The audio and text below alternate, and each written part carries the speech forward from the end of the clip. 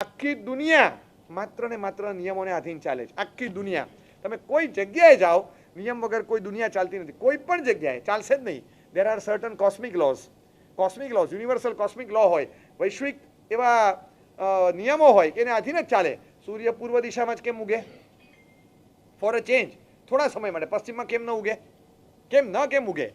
તમે દક્ષિણાયનમાંથી ઉત્તરાયણમાં આવ્યા ને 6 મહિને, તો 6 મહિના પશ્ચિમમાં, 6 મહિના પૂર્વમાંથી ઉગે. અમને જરા ચેન્જ લાગે. જે આ બાજુ રહેતા હોય એને તો સનલાઇટ મળે જ નહીં સવારના, ફ્રેશ સનલાઇટ તો મળે જ નહીં કોઈ દિવસ. આ બાજુવાળાને રોજ મળ્યા કરે, રોજ હેરાન થાય. હવે સમજો કે પૂર્વ તરફ જવાનું હોય, દુકાન હોય, તો જતાં જતાં રોજ સૂર્ય તડકા આંખમાં આવે અને સાંજે પાછા આવતા આ બાજુથી આંખમાં આવે, હેરાન થવાનું. 6 મહિના માટે જો આ બાજુથી ઉગતી હોય તો પશ્ચિમની દુકાનવાળાને 6 મહિના હેરાન કરતી અને આપણને 6 મહિના શાંતિ. પછી 6 મહિના આપણને હેરાન કરતી, 6 મહિના એને શાંતિ થાય કે નહીં? કેટલો ફરક પડી જાય. આ બાજુ દુકાન હોય ને આ બાજુ દુકાન હોય, બંને થોડો સમય શાંતિ રહે, થોડો સમય નુકસાની વેઠવાની. પણ આ ક્યારે થાય? સૂર્યમાં એવી અક્કલ આવે કે 6 મહિના અહીંયા 6 મહિના અહીંયા ઉગવું. પણ એ અહીંયા જ ઉગે છે, સમજણ નથી. કેમ પૂર્વ દિશા પકડી રાખી? બધી દિશા સરખી, આપણે તો બધી દિશા સરખી. કેમ? જેટલી દિશાઓ છે, જેટલા ડિરેક્શન્સ છે, તો એ દરેક ડિરેક્શન્સમાં, દરેક નોર્થ ઇસ્ટ સાઉથ વેસ્ટમાં ઇક્વલિટી ના જોઈએ? આપણે જેન્ડર ઇક્વલિટી જોઈએ, આપણે બધામાં ઇક્વલિટી જોઈએ, તો આ દિશાઓમાં ઇક્વલિટી ના જોઈએ? એવું શું કામ કે પૂર્વ દિશામાં જ ઉગવાનું? એવું કેમ? ભાઈ એમ જ છે, આ કોસ્મિક લો છે, આમાં કંઈ ચાલે નહીં. કોસ્મિક લો છે, કેટલાક સ્ટેટ લો છે, દરેક સ્ટેટના લો જુદા હોય. અમુક સ્ટેટમાં એટલા બધા કડક કાયદા હોય, ગાડી રાખવી હોય તોય કડક કાયદા હોય. ગાડીમાં તમે એકલા નીકળ્યા ને, પતી ગયું, તમને અટકાવી જ દે.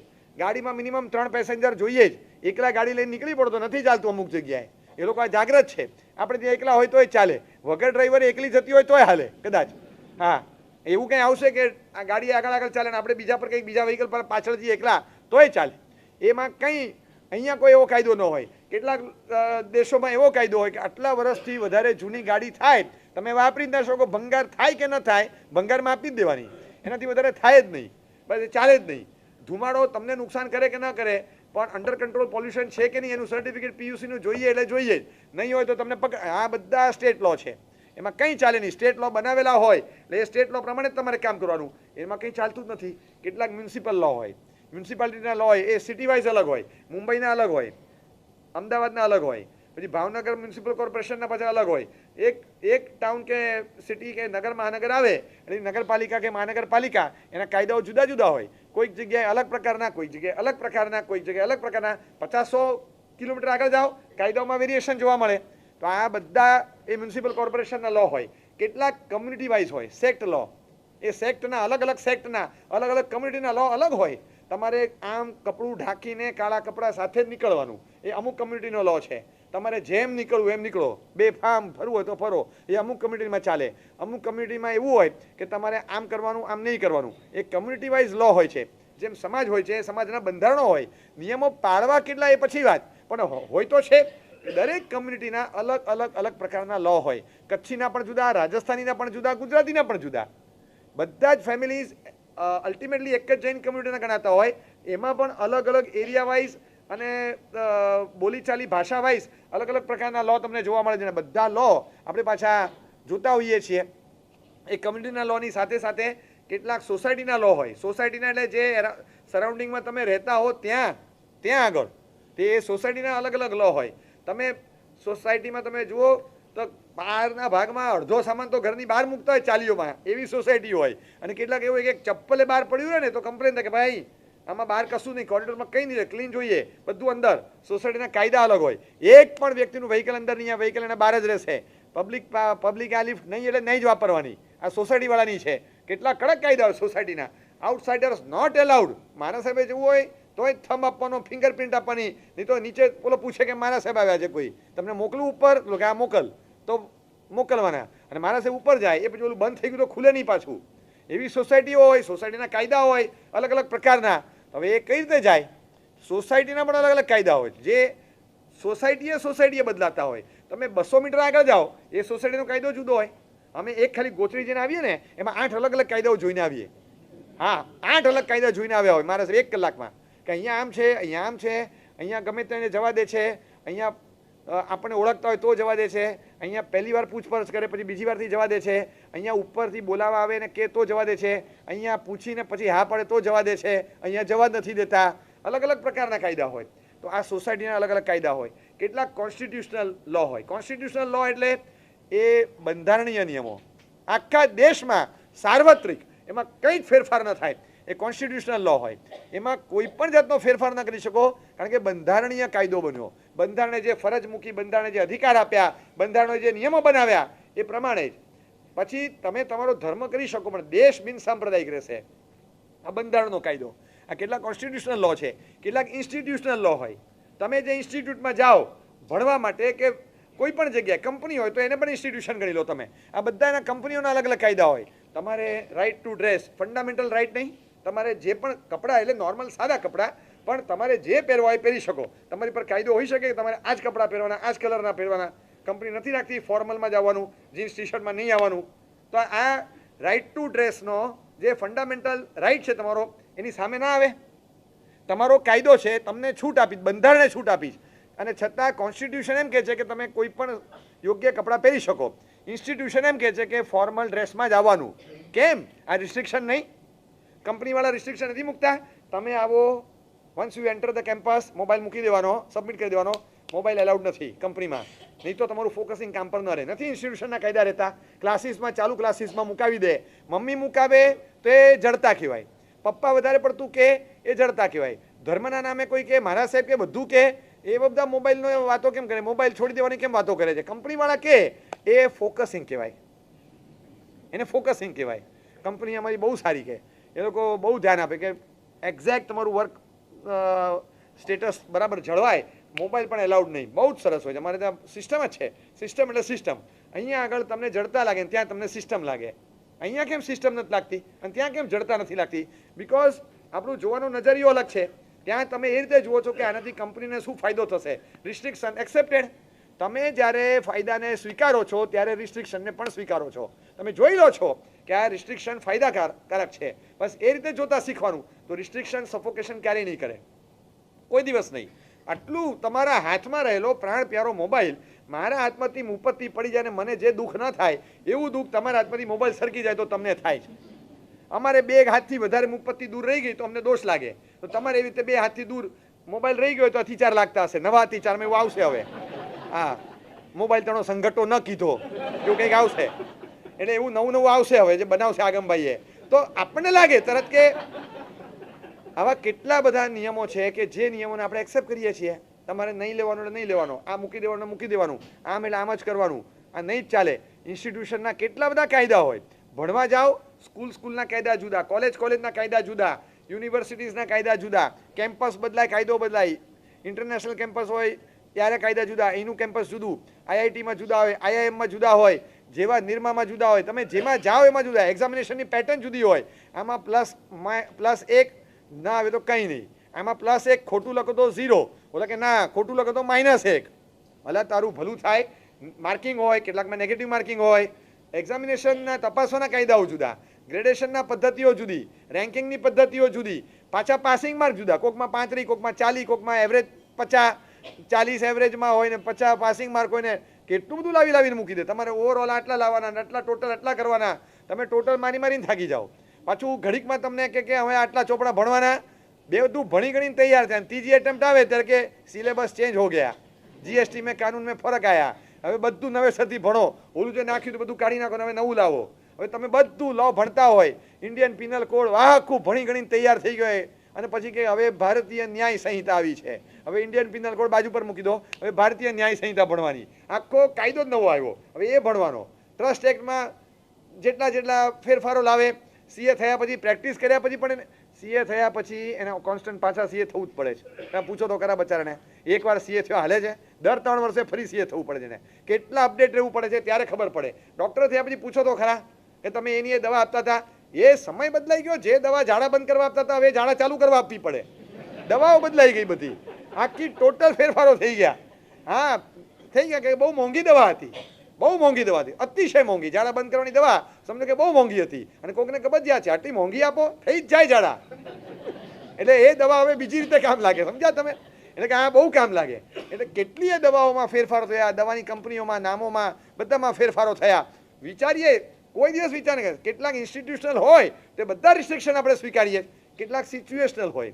સિચ્યુએશનલ એટલે મીઠાઈ નહીં ખાવાની, એવું કોને કીધું? મીઠાઈ નહીં ખાવાની કીધું ને, ના પાડીને.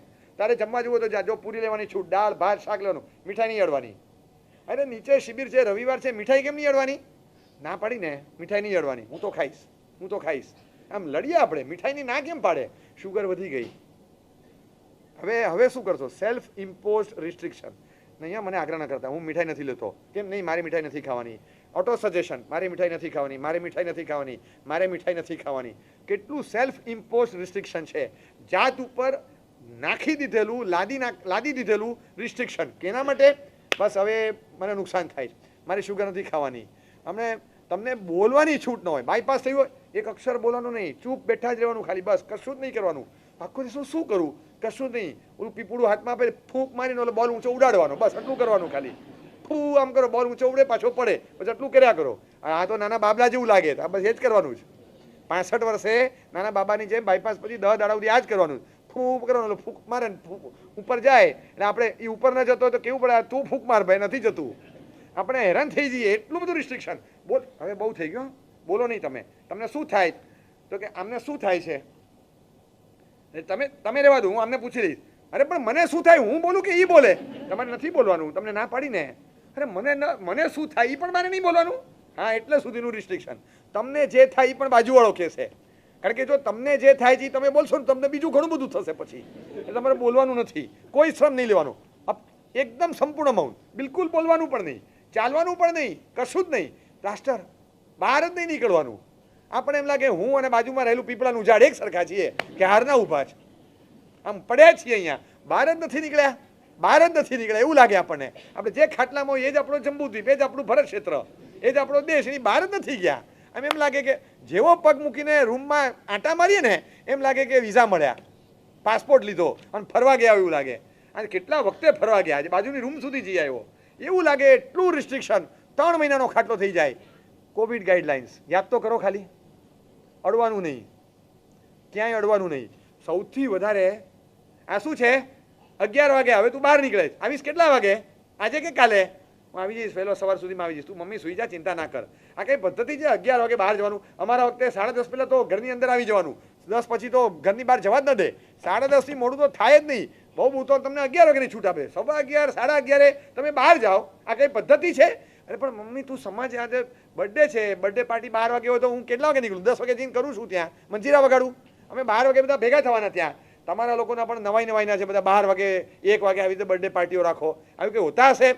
આવી રીતે રખડપટ્ટી ન કરાય. મમ્મી તું ચિંતા ના કર, હવે બર્થડે છે તો જવું પડે. વર્ષમાં એક જ વાર તો બર્થડે આવે, વર્ષમાં એક વાર બર્થડે આવે, પણ મિત્રો 360 હોય અને બધાને એકવાર આવે તો રોજ જાય તું? રોજ આ રખડપટ્ટી કરવાની? હવે આ રિસ્ટ્રિક્શન લાગે, બરાબર છે. 9 વાગે સુમસામ હતા રોડ, ખબર છે તમને? યાદ છે? એક વર્ષ સુધી રોડ સુમસામ હતા. હવે એ કોવિડની ગાઈડલાઇન્સ યાદ કરો. હજી તમને કહું છું, રિસર્ચમાં જાઓ, સર્ચમાં જઈને જુઓ કે લોએસ્ટ લગભગ not a single rape case, not a single molestation case registered in any police ચોકી of Ahmedabad. લગભગ નહીં, આ 10-12 મહિનાની અંદર. કારણ કે કોવિડની ગાઈડલાઇન્સ હતી, નહીં અડવાનું, નહીં હાથ મિલાવવાના, નહીં પાર્ટી, નહીં રાતની રખડપટ્ટી, આ બધા દૂષણો બંધ હતા. એ વખતે 5% થી 7% પર આવી ગયો હતો ક્રાઇમ રેટ. જે 100% હતો એ 7% અને 9% પર આવી ગયો હતો.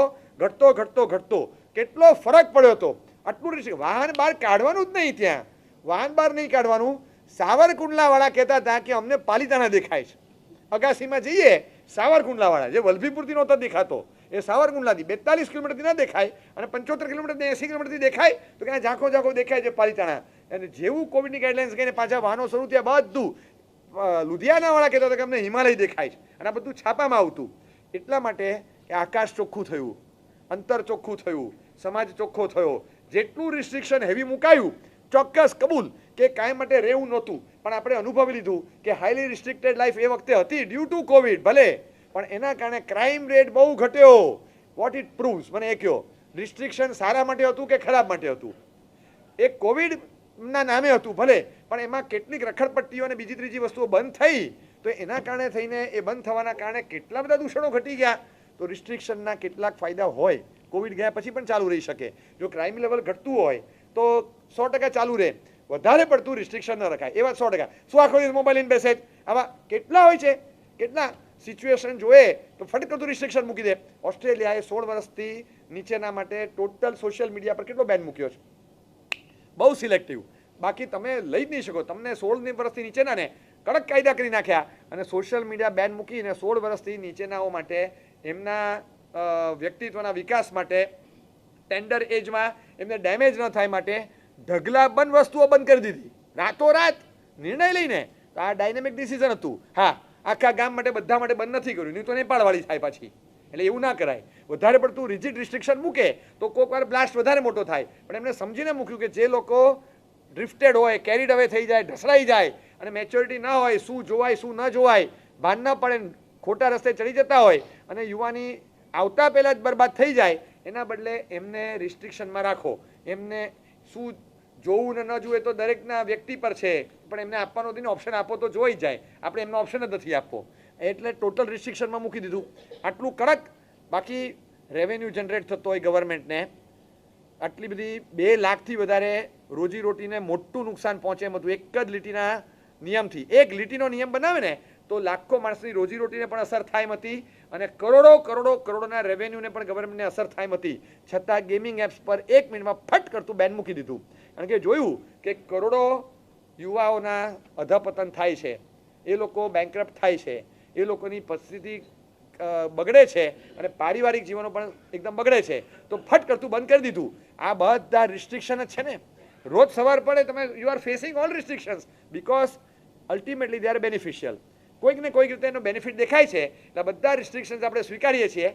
આપણે ધર્મના નામ પર મનુષ્ય ગતિમાં એવા સ્પોટ પર ને એવા ડેઝિગ્નેશન પર આવ્યા છે ને કે હવે રિસ્ટ્રિક્શનને એક અલગ રીતે જોવાના. હું તમને હજી કહું છું, આ ખવાય, આ ન ખવાય, આ આજે ખવાય, કાલે ન ખવાય, એ ચોમાસામાં ખવાય, ચોમાસા સિવાય ન ખવાય, દિવસે ખવાય, રાત્રે ન ખવાય, આ 48 મિનિટ પછી ખવાય, એની પહેલાં ન ખવાય. આ જેટલા ફિલ્ટર મારીએ છે ને એ બધા પ્રોહિબિશન નથી. હું તમને કહું છું એ પ્રોહિબિશનને બદલે એને અધર સેન્સમાં પ્રોટેક્શનના રૂપમાં જુઓ કે આ પ્રોટેક્શન છે એક પ્રકારનું તમારું. એ પ્રોટેક્શનના સ્વરૂપે છે.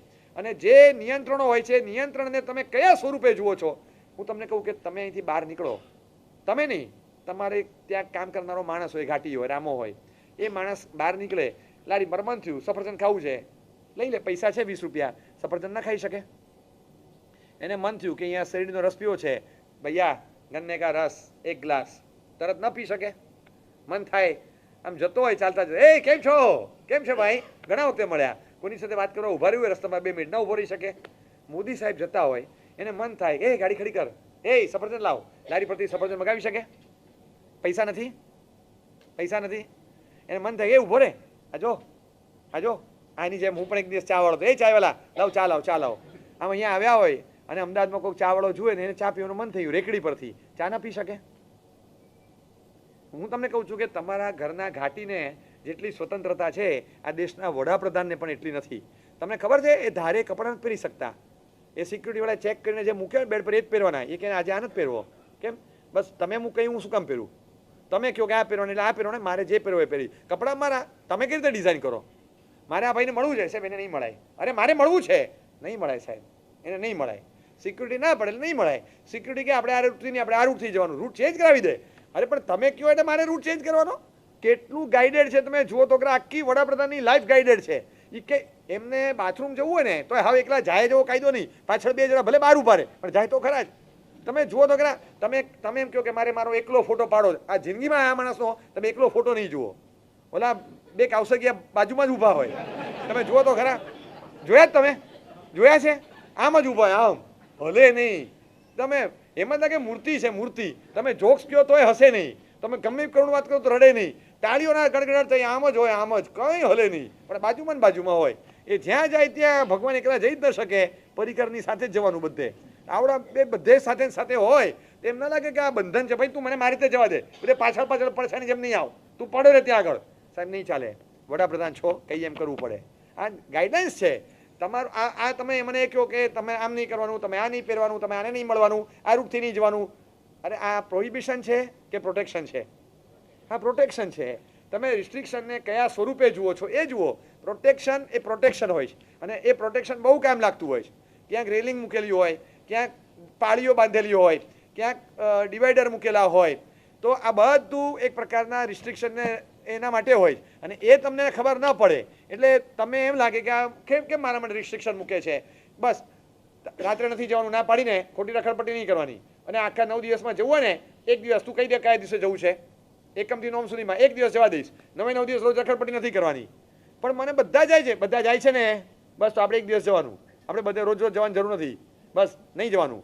પણ ભાઈ જાય છે એ ભલે જાય, એ ભૈલું જઈ શકે હું કેમ ના જઈ શકું? એટલે બેની પાછી ઊંચી નીચી થાય. ભાઈ 19 વર્ષનો છે, હું 20 વર્ષની છું, હું 1 વર્ષ મોટી છું, આ તું ભલે હોય એ જશે તારે નથી જવાનું, એ જાય હું કેમ ન જવું? એટલે આ પાછો જેન્ડર બેઝ ઇક્વલિટીનો પ્રશ્ન આવીને ઊભો રહે કે તમે દીકરીને મોકલો નહીં દીકરાને મોકલો. એટલે મને એ કહો કે એ જઈ શકે તો હું કેમ ના જઈ શકું? પપ્પાને કોઈ પપ્પા કે મમ્મી એ કોઈ દિવસ તમારા માટે બાયસ માઇન્ડેડ હોય ખરા? બાયસ માઇન્ડેડ હોય એ કેટલા બધા તમારા માટે કન્સર્નવાળા હશે કે તમને ના પાડતા હશે. એ કે તમને મારામાં વિશ્વાસ નથી, અરે ભાઈ તારામાં બહુ વિશ્વાસ છે દીકરી, પણ મને બહારના વાતાવરણમાં એની કરતાં વધારે વિશ્વાસ છે એટલે તને ના પાડું છું. એટલે જીવ ધડકે એની કરતાં તું અહીંયા રહે.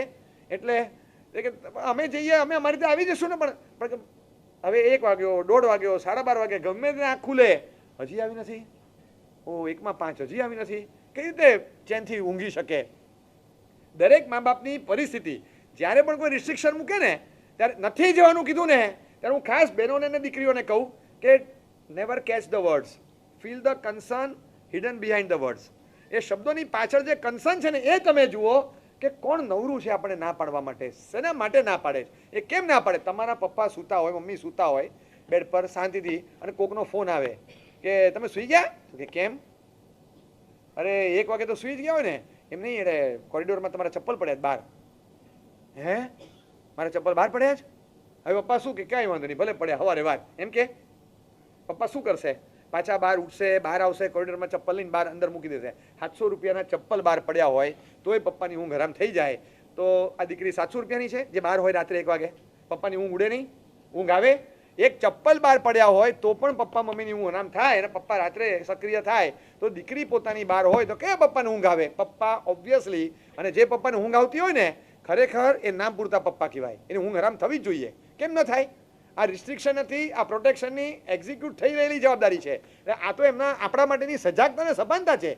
વી શુડ નોટ ફીલ કે we are prohibited, we should feel that we are privilege to be protected. એ લોકો અમારું આટલું ધ્યાન રાખે છે. કોણ નવરું છે આપણું ધ્યાન રાખવા માટે? આવા વગર પગારના ગુરખા કોઈ દિવસ મળશે નહીં. સોસાયટીમાં નથી મળતા, તીર્થોમાં નથી મળતા, આપણે ઘરમાં મળ્યા છે.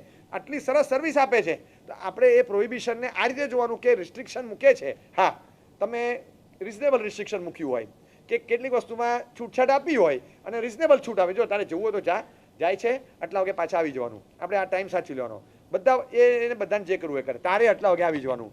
આનાથી વધારે આગળ વધીએ એટલે શું થાય એ બધું એ લોકોને ખબર હોય. દુનિયા આપણી કરતાં વધારે જોઈ હોય. આ એમને એમ ધોળા નથી થતા હોતા અને એમને દાઢી મૂછ નથી આવતા. 20 વર્ષ પછી દાઢી મૂછ ઉગે છે અને એ પછી વર્ષો સુધી ટકે છે. This is experience. એક્સપિરિયન્સ એ લોકોને ખબર પડી હોય કે કઈ રીતે શું કરવું જોઈએ. તો એ લોકો જે રિસ્ટ્રિક્શન મૂકે સમજીને મૂકતા હોય અને છતાં તમને કહેતા હોય તો જવા દે કે ચલો જઈ આવવા દો, હવે આપણે બહુ વધારે કહેશું ને નહીં ગમે, 1-2 દિવસ જઈ આવવા દો, તારે 1-2 દિવસ જવું તો જજે, પછી પાછા આવી જવાનું. આ દુનિયામાં બનતી ઘટનાઓને દુર્ઘટનાઓના સમાચારો લેતા હોય ત્યારે દરેકને પોતાને થાય કે આપણા ઘરમાં શું થશે, આપણે બધાને બહાર મોકલી દઈએ શું થશે દરેકને. અને આ વસ્તુ છે ને ત્યારે ખબર પડે કે જ્યારે આપણે એ સ્ટેટસ પર આવીએ, એ સ્ટેજ પર જ્યારે આપણે પોતે આવીએ ને ત્યારે આપણને ખબર પડે કે આ શું ચાલતું હોય છે. એટલે 100%. અને બહાર મોડે સુધી રખડતા હોય, સવારે 3 વાગે પાછા આવતા હોય, આવું બધું જ્યાં હોય ત્યાં કોઈ પણ પપ્પા મમ્મીના ધબકારા વધે અને એમ થાય કે આ લોકો કેમ એટલા સુધી બહાર રખે. એટલું તો ખબર જ હતી કે ભગવદ્ ગીતા અને કલ્પસૂત્રો નથી જ વાંચતા, એ તો 100% છે. તો શું કરતા હશે? પપ્પા મમ્મીને ચિંતા તો થાય કે આ ક્યાં ગયા ને શું કરે છે અત્યારે? 12, 12:30, 1, 2, 2, 3, 3:30, 5 વાગે ઘણીવાર. આ તો આ અમારે જો બહાર નીકળે ને સવારે 5 વાગે દર્શન કરવા 5:30 જઈએ, આપણને રસ્તામાં મળે ને બધા એમ થાય કે આ આટલા વહેલા કેવી રીતે જાગવા માંડ્યા. આપણે પ્રશ્ન એ થાય કે ક્યારથી આ યુવા વર્ગ આટલો વહેલો જાગવા માંડ્યો? પણ આખું પંચાંગ જુદું હોય છે. હા, આપણે જ્યારે 24 આવે ત્યારે એમને નવકારશી આવે અને એમની નવકારશી આવે ત્યારે આપણો 24 થયો હોય. એ આખો ટાઈમ શેડ્યુલ પણ લઈ જાય. અમેરિકન કલ્ચર આવી જાય આખું કે દિવસનો રાત ને રાતના દિવસ, વર્કિંગ અવર્સ બદલાઈ જાય, આખું ટોટલ સાયકોલોજીકલ બેલેન્સ ફેરવાય અને પોતાની છૂટછાટો સાથે જવાનું, રમવાનું, ગેલ કરવાનો. એન્જોયમેન્ટ ચોક્કસ એક જગ્યાએ છે ની ના નથી, પણ આખી દુનિયામાં બધા રિસ્ટ્રિક્શનની સાથે જ આપણે જીવીએ છીએ. આટલા રિસ્ટ્રિક્શનની સાથે જીવીએ છીએ, તો જ્યાં આગળ આપણા લાઈફને પ્રોટેક્ટ કરનારા કેટલાક રિસ્ટ્રિક્શન એવા હોય કે જે ફેમિલીના કારણે આવતા હોય, જે પર્સનલ લેવલથી આપણે મૂકવાના હોય, એ કેમ ન લઈએ? આપણે કોસ્મિક લેવલના લો હોય, સ્ટેટ લેવલના રિસ્ટ્રિક્શન્સ હોય, કોઈ મ્યુનિસિપલ કોર્પોરેશનના રિસ્ટ્રિક્શન્સ હોય, કમ્યુનિટીના ગાઈડલાઇન્સ હોય, કોઈ સોસાયટીના પર્સનલ લો બનાવેલા હોય, કોઈ કોન્સ્ટિટ્યુશનલ લો હોય, કોઈ ઇન્સ્ટિટ્યુશનલ કાયદાઓ હોય, કોઈ સિચ્યુએશનલ રિસ્ટ્રિક્શન હોય, બધાને સ્વીકારીએ છીએ. આ બધું સ્વીકાર્યા પછી આપણે ટોટલી જે ફેમિલી દ્વારા ઇમ્પોઝ થયેલા નિયમો હોય એ કેમ ન સ્વીકારીએ? કેમ નહીં? હું પાવાપુરીમાં જવાનો છું. પાવાપુરીમાં ઉદ્યાન તપ થવાના છે. કેપી સંઘવી પરિવારે આખું પાવાપુરી તીર્થનું નિર્માણ કર્યું છે. બહુ મોટો પરિવાર છે. પરિવારમાં દીકરાના દીકરાઓ, આખું ફેમિલી ટ્રી જુઓ ને, 50-60 જણા થતા હશે. 18 વર્ષથી ઉપરના જેટલા પણ દીકરાઓ ભાઈઓ છે એ બધા એબાઉ 18 જેટલા પણ મેલ્સ જેટલા છે એ બધા માટે એક ફેમિલી કોન્સ્ટિટ્યુશન જો નિયમ કે 6 ઓવરનાઇટ ડેઝ, 6 ઓવરનાઇટ સ્ટે પાવાપુરીમાં વર્ષમાં મિનિમમ 6 વખત ઓવરનાઇટ સ્ટે પાવાપુરીમાં થવો જોઈએ. એક દિવસ અને એક રાત સંપૂર્ણપણે મિનિમમ એક ઓવરનાઇટ સ્ટે એક વારનો. એવી રીતે બીજી વાર 6 વિઝિટ ઓવરનાઇટ સ્ટે સાથેની પાવાપુરીમાં કરવાની જ. સમજો કે એક વિઝિટ ઓછી થઈ, કોકની 2 વિઝિટ ઓછી થઈ, કોકની 3 વિઝિટ ઓછી થઈ, તો એ 22 વર્ષનો હોય તો પણ એના પર્સનલ બેંક એકાઉન્ટમાંથી 5 લાખ રૂપિયા પેનલ્ટી સાધારણ ખાતામાં ત્યાં તીર્થમાં ભરી દેવાની 3 દિવસની અંદર. આ ફેમિલીનો નિયમ છે. આવડું મોટું તીર્થ બનાવ્યું તો નવી પેઢીને ખબર પડે કે આ શું કર્યું છે અને શું ચાલી રહ્યું છે. ત્યાં આગળ 5000 ગાયો છે, ગૌશાળા છે, 50,000 વૃક્ષો છે, ચંદનના વૃક્ષો છે, કેટલી વેરાયટી છે અંદર. તમે જાઓ તો તમને લાગે કે કોઈ જગ્યાએ આ ટાઈપનું નીટ, ક્લીન અને વેરી વેલ મેનેજ જોવા ન મળે. આવી જગ્યા, અને એ 25 વર્ષ પૂરા કરે છે આ ફેબ્રુઆરીમાં, જાન્યુઆરી એન્ડમાં. તમને એમ લાગે હજી 6 મહિના પહેલાં તીર્થનું નિર્માણ થયું. એવું વેરી વેલ મેનેજ. ધૂળ આટલી જોવા ન મળે, પોલ્યુશન 0 લેવલ, અને બહુ સરસ રીતે મેનેજ થતું હોય, બધું સરસ, પણ ફેમિલી આખું ઇન્વોલ્વ થાય. તમે એની ગમે ત્યારે જાઓ, અને જે જાય, જે ધર્મશાળામાં બધા ઉતરે છે એ જ ધર્મશાળામાં 3-4 રૂમો હોય, એમાં જે લોકો ઉતરતા હોય, અને એ ઉતરતા હોય ત્યાં બહાર બેસવાનું ખુરશી નાખીને પ્રોપર યાત્રિકની જેમ ભોજનશાળામાં જમવા જવાનું, બધું જ કરવાનું. ભોજનશાળાની કૂપન ફડાવવાની અને પછી જમવા જવાનું. કેમ? તો કે તો જ અમને ખબર પડે કે બધા શું જમી રહ્યા છે અને સ્વાદ કેવો છે, બધું કેવી રીતે ચાલી રહ્યું છે. જે રૂમોમાં આ લોકો ઉતરતા એમાંથી રેન્ડમ કોઈ પણ 19 નંબરની રૂમ ખોલી આપ. ના, તમારી અલગ, હા મારી અલગ ભલે હોય, પણ મને આ ખોલી આપ. ખબર પડે કે એ રૂમ કેવી સચવાય છે કોમન મેનની. એટલે ગમે ત્યાં આવીને ઉતરે લોકો, અને ગમે ત્યારે આવે. આવડા મોટા ફેમિલી એ બધાએ 6 વિઝિટ કરવાની. હવે ફેમિલીમાં 25 જણા તો 150 વિઝિટ થાય. એટલે એની 2 ડેઝ 3 ડેઝ એની ટાઈમ કોઈ પણ આવી જશે. એટલે આ લોકોએ ઓન ધ ટોઝ રહેવું જ પડે. આ કેટલા બધા દીર્ઘદ્રષ્ટિ સાથે આ નિયમ બનાવ્યો છે કે બધાએ 6 વિઝિટ કરવાની, 5 વિઝિટ કરવાની, એટલે કરવાની જ. આટલી વિઝિટ ના થાય તો પર ઓછી વિઝિટ જેટલી હોય પર ગેપ તમારે 5 લાખ પેનલ્ટી ભરી દેવાની સાધારણ ખાતામાં. આ એક નિયમ, આ ફેમિલીનો નિયમ છે. સાહેબ, અમારા ફેમિલીમાં નિયમ છે કે આટલું કરવાનું એટલે કરવાનું જ. અમારા ફેમિલીમાં નિયમ છે આમ નહીં એટલે નહીં જ, આમાં ન જ થાય. અમારા ફેમિલીમાં સાહેબ પહેલેથી એક નિયમ છે કે પર્યુષણમાં બધાએ સાથે સમૂહમાં રાય પ્રતિક્રમણ કરવાનું. ફેમિલીના કેટલાક નિયમો હોય સાહેબ. દર વખતે દિવાળી કરવા અમે દેશમાં જઈએ છીએ, દર વખતે અમે જન્મદિવસ હોય ત્યારે આમ કરીએ છીએ. ફેમિલીના કેટલાક નિયમો હોય. એટલે નિયમો એટલે લગભગ વિશેષ સંયોગ આવે તો ફરે, બાકી ફરતા ન હોય. રેગ્યુલર કોર્સમાં એક્ઝિક્યુશન ચાલુ હોય તો આ ફેમિલી લો હોય, તો એના કારણે સફોકેશન ન હોય. દરેક ફેમિલીના અલગ અલગ કાનૂન કાયદા ન હોય. દરેક ફેમિલીની પણ એક ગુડવિલ હોય છે, અને તમે બધું બરાબર કરો. આપણા ફેમિલીમાં હજી સુધી કોઈએ છે ને આવી રીતે ઇન્ટરકાસ્ટ મેરેજ કર્યા નથી. આ તો પણ કે નથી કર્યા એટલે તમે ના પાડો એમ થોડું ચાલે. તમે તમારા ફેમિલીના જ કાયદાઓ વચ્ચે લાવ્યા કરો. હવે દુનિયાભરના કાયદાઓ તમે જો બધે જાય છે. એવો શું કામ ટેગ લગાડવાનો કે જૈન હોય તો જ મારે લગ્ન કરવાના? માણસ સારો છે, તમે ના કેમ પાડો છો? હવે એના નિયમો છે, કેટલાક નિયમો હોય. તમે એવું કેમ કે અહીંયા કરાય ને અહીંયા ન કરાય? એ કાસ્ટ ફરી ગઈ તો લગ્ન ન કરાય એવો નિયમ કેમ? હવે ન કરાય ભાઈ. હવે તમે કોઈ પણ વ્યક્તિને પૂછો. એક MS ધોની, જ્યારે હું દાખલો આપું છું ઘણી વાર, કે એ TVSની બાઇક જ્યારે પ્રમોટ કરતો હોય ને એડવર્ટિઝમેન્ટ માટે ક્લોઝ સાઇન કરે, ત્યારે એડવર્ટિઝમેન્ટ કોન્ટ્રાક્ટમાં એક ક્લોઝ હોય અંદર કે I shall not promote the products of the rival company. Rival કંપનીના પ્રોડક્ટ્સ કોમ્પિટિશનમાં ઉતરનારી બીજી કંપનીઓ હોય એના પ્રોડક્ટ્સને હું લોન્ચ નહીં કરું, હું પ્રમોટ નહીં કરું. તો એવું કેમ? હું આનું પણ કરું, હોન્ડાનું હું 3 જગ્યાએ કરું. એમાં તમે કોણ મને ના પાડવાવાળા? તો એ ક્લોઝમાં અંદર જ આવે કે તમે એક કંપનીના ક્લોઝ સાઇન કરો છો તો બીજી એની સ્પર્ધક કંપનીના પ્રોડક્ટ તમારે લોન્ચ નહીં કરવા, આ અંદર જ આવતું હોય, નિયમ છે. તો તમે જે ગ્રુપમાં આવ્યા છો, જે સેક્ટમાં, જે ઘરમાં આવ્યા છો, એ ધર્મ સચવાય. શિક્ષણ છે ને એક ઇન્ડિવિજ્યુઅલિઝમને પ્રેરણા આપે છે, કે વ્યક્તિવાદ વિકસાવે છે. વ્યક્તિવાદ, કે મને પ્રાઇવસી જોઈએ, મારી સિક્રેસી જોઈએ, મારું પર્સનલાઇઝ એપ્રોચ જોઈએ, મારો પોતાનો અધિકાર જોઈએ. ફરજો પ્રત્યે બેદરકાર હોય, ફરજો પ્રત્યે આંખ મીચામણા હોય, અને અધિકાર પ્રત્યે વધારે જાગૃત કરે. આ વર્તમાન શિક્ષણ છે. મારા અધિકારનું શું, પણ મારી ફરજોનું શું, એ કોઈ શિક્ષા પદ્ધતિમાં ત્યાં આવતું નથી. ત્યાં માત્ર તમારા અધિકાર તરફ તમને શીખવવામાં આવે, પણ તમારી ફરજો શું છે એ બજાવવાની નહીં. એના પ્રત્યે તમે આમ કરવાનું. તમારો અધિકાર છે. નાનપણથી તમને એવું શીખવવામાં આવે. દુનિયામાં એવા દેશો છે કે 6 વર્ષનું ટાબરિયું પોલીસને ફોન કરે ને કહી જાય મારા પપ્પાએ મને માર્યું. પોલીસ આવીને પપ્પાને લઈ જાય ને ઘરમાંથી પપ્પાને લઈ જાય છોકરાની હાજરીમાં. કઈ રીતે? છોકરાની કમ્પ્લેન પર. પપ્પાએ મને માર્યું. 100% ન મરાય એ વાત સાચી છે, પણ પપ્પાએ માર્યું એટલે મારી નથી નાખ્યા. આ કોઈ ડોમેસ્ટિક વાયલન્સ નથી. એક હાથ ઉપડી ગયો, ઠીક છે, ન ઉપડવો જોઈતો તો, પણ સીધો કરી નાખ્યો ને બીજી વાર ગભરાય. હે, બેસી જાઓ ચૂપચાપ, મારા પપ્પા મને બહુ મોટેથી બોલે છે, તરત પોલીસ બોલાવવાની. એમ આ કાયદો અહીંયા આવે તો શું થાય? દરેક બિલ્ડિંગમાં નીચે પોલીસ ચોકી રાખવી પડે. દરેક બિલ્ડિંગમાં. આપણે ટાબરિયા ઓછા છે? ઓછા છે. વાત પપ્પા પોલીસ બોલાવીશ, પપ્પા પોલીસ બોલાવીશ, વાતમાં તો બંદૂક બતાવે, તમને હેરાન કરી નાખે. તો જેને જેટલું કાયદાકીય રક્ષણ અપાતું એટલું જ અપાય ને, વધારે પડતું ન અપાય. બધી જગ્યાએ આ જઈ શકે, આ ન જઈ શકે, આમ કરી શકે, આ ન કરી શકે. બધા જાય છે, તમે મને ના પાડો છો. ભાઈ જાય છે, તમે મને ના પાડો છો. અરે રિસ્ટ્રિક્શનના કેટલાક વ્યવહારિક કારણો હોય છે. રસ્તા પર ભિખારી સૂતો, એક ભિખારી રસ્તા પર સૂતો છે, તો તમે ક્યાંય સાંભળ્યું છે કે રાત્રે રસ્તા પર સૂતેલો ભિખારી લૂંટાયો? આજ સુધી સાંભળ્યું છે? સાંભળ્યું છે? નથી સાંભળ્યું ને? કેમ નથી સાંભળ્યું મને કહો ને?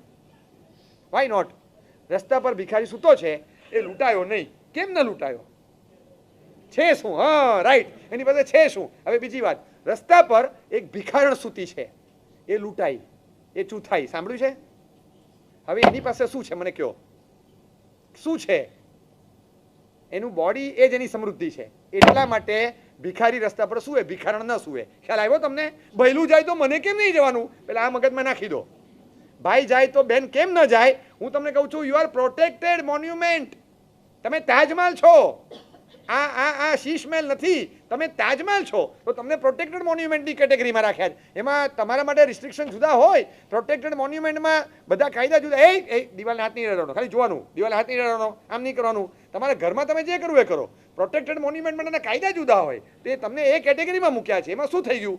કોઈ પણ વસ્તુ બહુ કિંમતી હોય અથવા જોખમી હોય તો એને બંધ બારણે જ રાખે. તમે જોજો, કોઈ દિવસ ઝવેરાત, હીરા આ બધું રસ્તા પર નહીં પડ્યું હોય. તમારે ચપ્પલ બહાર પડ્યા હોય, ખીટી પર શર્ટ ટીંગાતો હોય, ખીટી પર શર્ટ ટીંગાય એમ સોનાનો હાર તમે એમ 1 તોલાનો ચેન એમ ખીટી પર ટીંગાડી નાવા ન જવાય. એમ ન જવાય. એ જે થતું એટલું જ થાય. તમે એમને બટવો પૂજાનો અહીંયા ટેબલ પર મૂકીને જાઓ, એમ કદાચ ઘડિયાળ મૂકીને જાઓ, પણ સોનાની વીંટી મૂકીને ન જાય કોઈ નાવા. એ 1 મિનિટ માટે 5 મિનિટ માટે પણ નાવા જવું હોય ને, કાઢવી હોય કદાચ જરૂરી હોય, તો એ સોનાનો ચેન રાખીને બધું અંદર ડ્રોરમાં પેક કરીને જાય. એ રસ્તા પર મૂકીને ન જાય. કેમ? કારણ કે એ કિંમતી છે. બરાબર છે? એવી રીતે જોખમી વસ્તુ, જે પોઈઝનસ વસ્તુ હોય, કે એવી વસ્તુ હોય, એ ક્યાંય ખુલ્લી ન પડી રહે. કારણ કે કોક છોકરાના હાથમાં આવી ગઈ, ખબર ન પડે, તો કોકરા તો એમને ગમે તે હાથમાં ખાઈ નાખે તો મરી જશે. એટલે જોખમી હોય અને કિંમતી હોય એને ક્યાંય જાહેરમાં મુકાય નહીં. તો કેમ આપણે આપણી જાતને ન સમજીએ કે આપણે બીજા માટે ક્યારેક જોખમી સાબિત થઈ શકીએ જ અને જાતે કિંમતી પણ છીએ. એટલે આપણે પ્રોટેક્ટેડ કેટેગરીમાં છીએ. સ્પેશિયલ આપણું ધ્યાન રાખવામાં આવે છે